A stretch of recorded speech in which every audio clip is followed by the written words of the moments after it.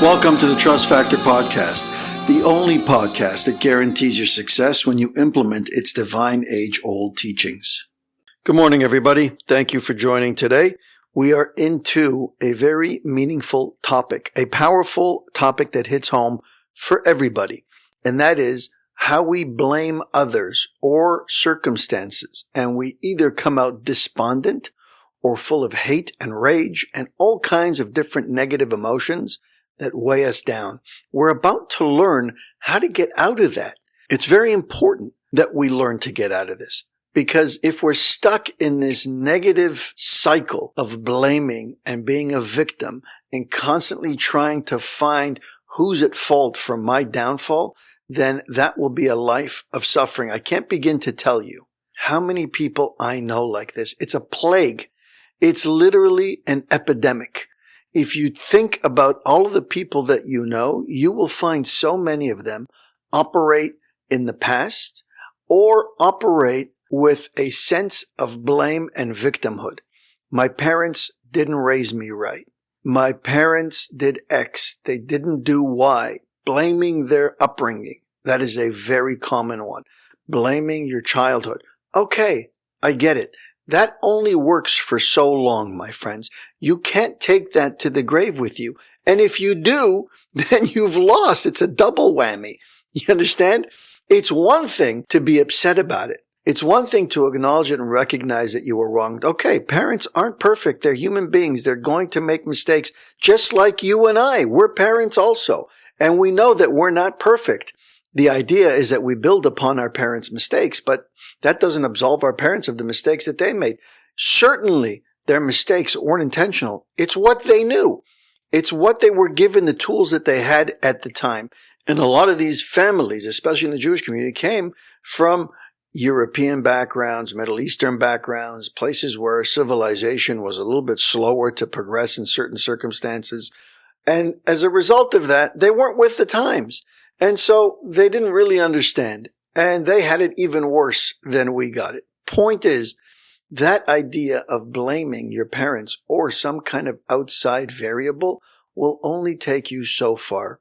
If you hang on to it for dear life, you will end up damaging all of your other relationships because you're bringing that negativity with you and you are explaining away your problems as though you are justified in being negative and miserable.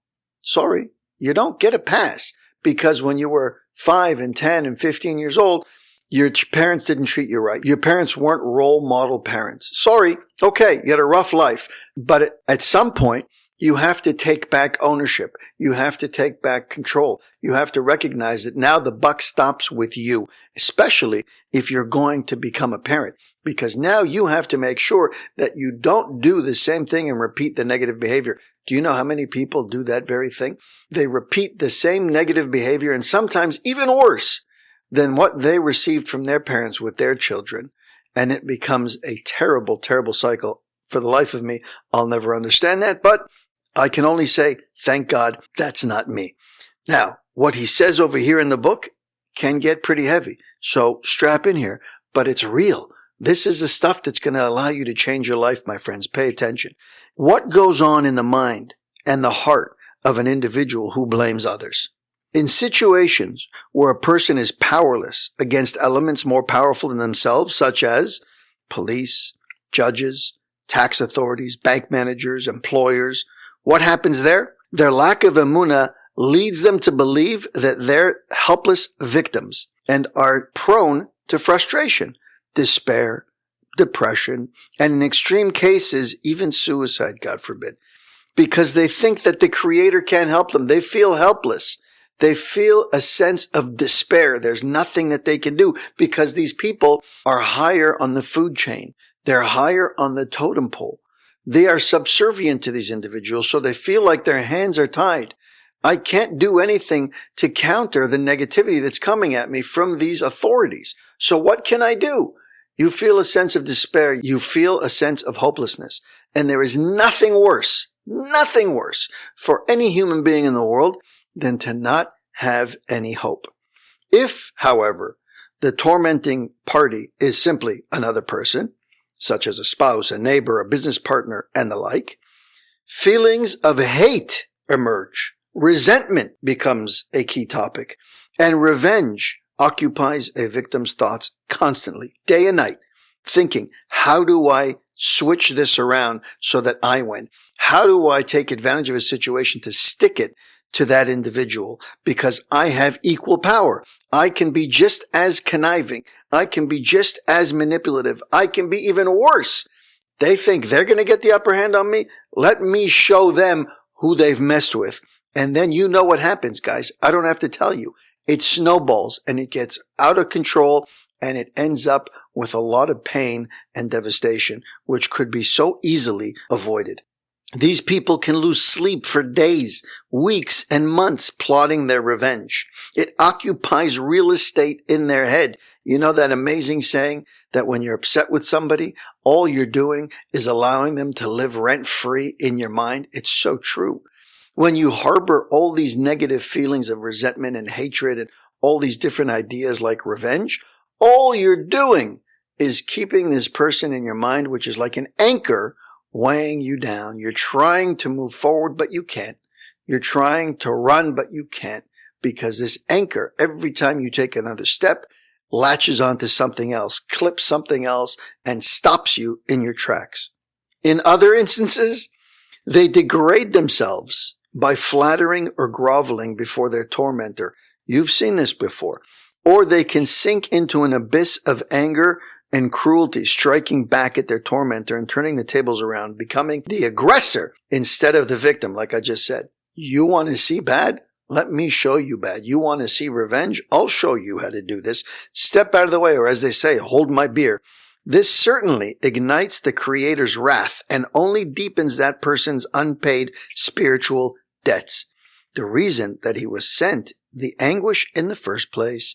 You were sent this as a test, my friends. Remember in season 1, I told you that there's an idea in Torah that the entire world was created just for us.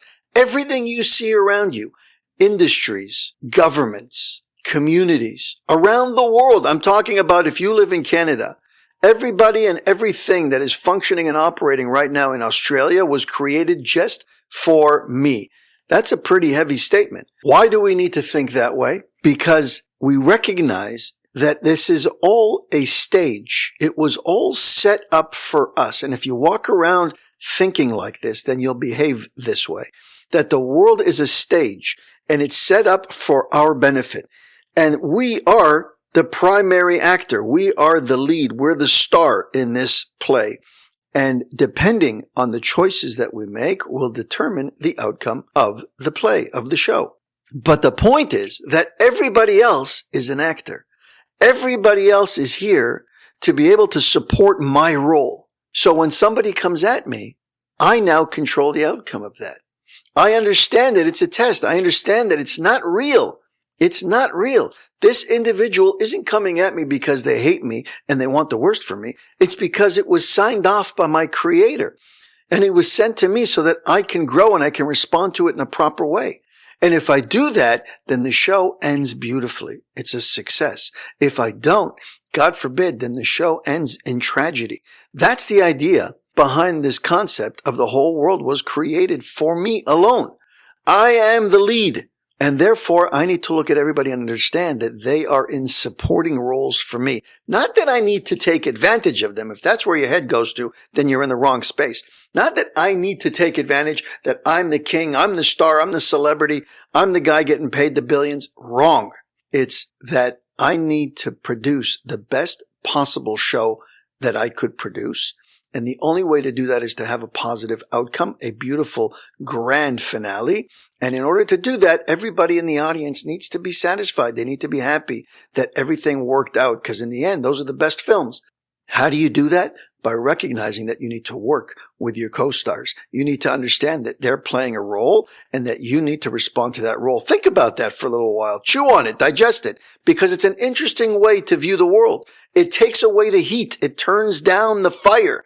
It takes away the gravity of things that we think are so heavy and so meaningful and are going to easily break us down if we don't respond in the right way. The bitterness and suffering of a person who blames others for his troubles is simply unbearable. He feels futile and hopeless, seeing no end in his torment, since he feels that his tribulations come from other people and he has no control or influence over them. What can he do? There's nothing that he can do, but there is. There is one thing that he can do. His life is in his hands, not in the hands of others. He can turn to the master of the universe, who alone controls whatever is happening in his life. Any salvation and good in life comes from him. At the end of every day, my friends, remember this. You control no one. Your co-stars in this show of life, you can't control. You can't write their script. You don't know what they're going to do. Some other producer, writer, director has given them instruction. Your job is to respond to them. And so while you can't control them, you can and you should control you. You are the master of your own domain. You determine your response and the direction that you take. And if your response and direction is to fight fire with fire, to be able to get revenge, to teach people lessons, to get the upper hand, to come out more powerful, better, stronger all the time because you're bent on overcoming, on overpowering your challenges at all costs, then you've lost. But if you turn to your creator and say, I know what's going on. I understand what's happening over here.